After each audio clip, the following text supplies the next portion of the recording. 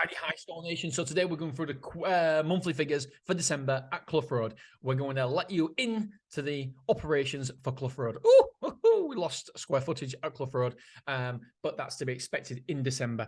And then tomorrow, what we're going to do is we're going to do a deep dive into the quarterly figures. Quarterly figures, it's so important to take maybe an afternoon every single quarter, a day a quarter, just to analyze the figures, just to look at the figures, because the problem is we make snap judgments based on small results.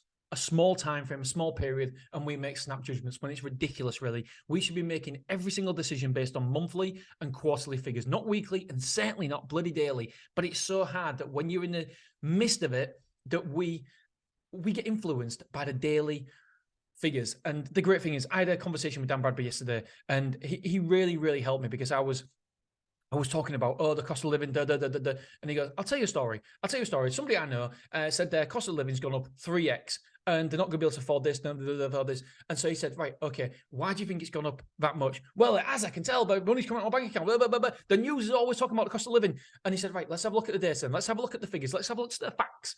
And because he's one step removed, he's not emotionally involved in that situation. He looked at the facts, and guess what? They hadn't gone up 3 times. They'd gone up 27%.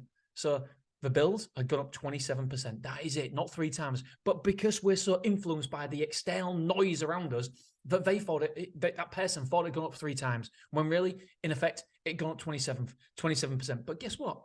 That person's wages and work had gone up 50% in that time. So there was actually 23% better off.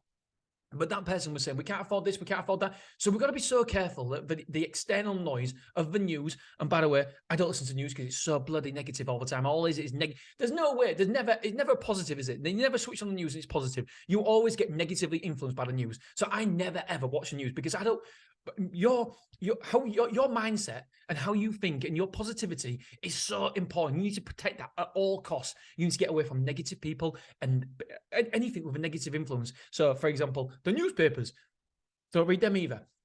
And people say, well, how do you keep up with current affairs? I fucking don't. I do keep up with the current affairs that I'm interested in. Storage, marketing, email marketing, all that sort of stuff I'm interested in. The rest of it, I don't give a shit. I don't give a shit about politics. I don't know anything about politics. Why?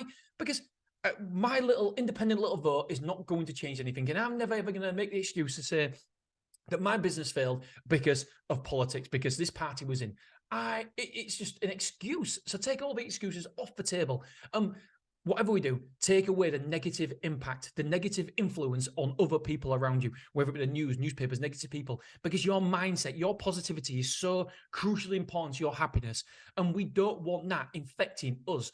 And so that's why you've got to take a step back and think, right, okay, is it the negativity around the world at the minute? Is it the news? Or is it realistic? Is it actually happening to us? And have a look at the data. That's why having a look at monthly figures, quarterly figures, weekly figures, daily figures is so important. But don't make any decisions based on short-term results. Okay, let's jump into it. My kid wants to play football, I guess. Do you want to play football, Zach? Right, so here's my son. We play football in the morning before school. So the amount of quotes at Clough Rd was 21. That's an average quotes of 0.68 quotes per day. And we got 20 reservations. So it's good. It's really good in the conversion rate. But unfortunately, we're not getting as many quotes as we would like. So that means we're converting at 95%, which is really, really good. How many move-ins did we get? We had 22 move-ins, which was really, really good. That's conversion rate of move-ins to quotes to move-ins was 105%. So yeah, we're good there. And we had 1 cancelled reservation, which amounts to 5% of the overall reservations. Okay, so I'll be out in a minute, buddy. Marketing. So where's our quotes come from?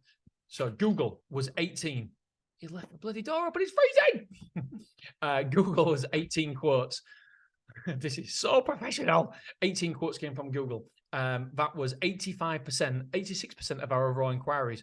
But it amounted to 76.9% of our overall square foot moved in.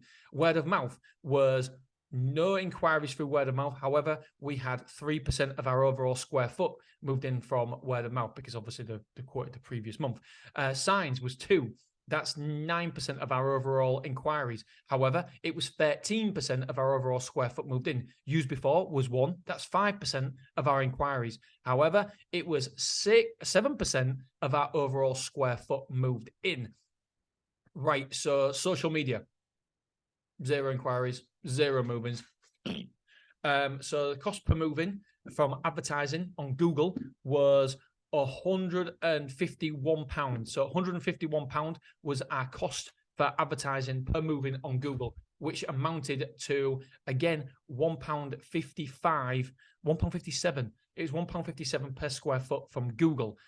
So it's good, really, really good data from Google this month. Really good data. The ads are working. It's doing well. So number of move-ins this month, we know it was 22. So we took 1,515 square foot moved in. The problem we've got here is that people aren't taking extra rooms. I will actually check that because I thought there was I thought somebody took extra rooms. So that's a big takeaway. Clough Rd. That's a big takeaway for me, is that unmanned sites, we don't seem to take as much for people taking extra rooms, whether it's because they don't think it's as easy, maybe put some signs up or something like that, but we need to do something about it because it's clearly something is going, compared to Willoughby where it's manned, and see how many people take extra rooms there, is completely different to what it is at Clough Rd. So amount of rooms moved in was 22. Amount of rooms moved out was 22. Oh, sorry, square foot moved out was 2,045. So we lost 530 square foot in December. Total internal rooms occupied, we took 22 and moved out 22. So we've still got 118 rooms occupied, 1 container in, 1 container out. We've got 8 containers occupied.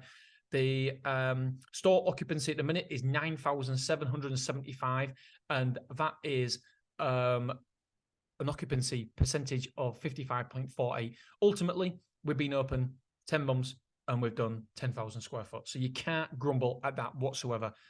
We took £18,176 last week on Clough Rd, and the average per move-in for insurance was £5,363. So we took £118,000 worth of insurance. Let's have a look if there's anything on these Google reports. My son's getting his gloves on ready. I can tell he wants to go. I'm trying to rush as quick as possible. I had a little rant in the early stages, didn't I? Let's have a look. So let's have a look at churn rate. That's always important. I didn't think churn rate was high, but it happens to be churn rate based on square footage, 20%. 20%! We lost 20%! So interesting. So 20% we lost last month, sorry. Right, my friends, I've got to go because Zach wants to play football. As you can tell, he's bouncing the ball. Say bye to everyone, Zach. Bye. See you later, dudes. Love you. Appreciate you. And I'll see you tomorrow.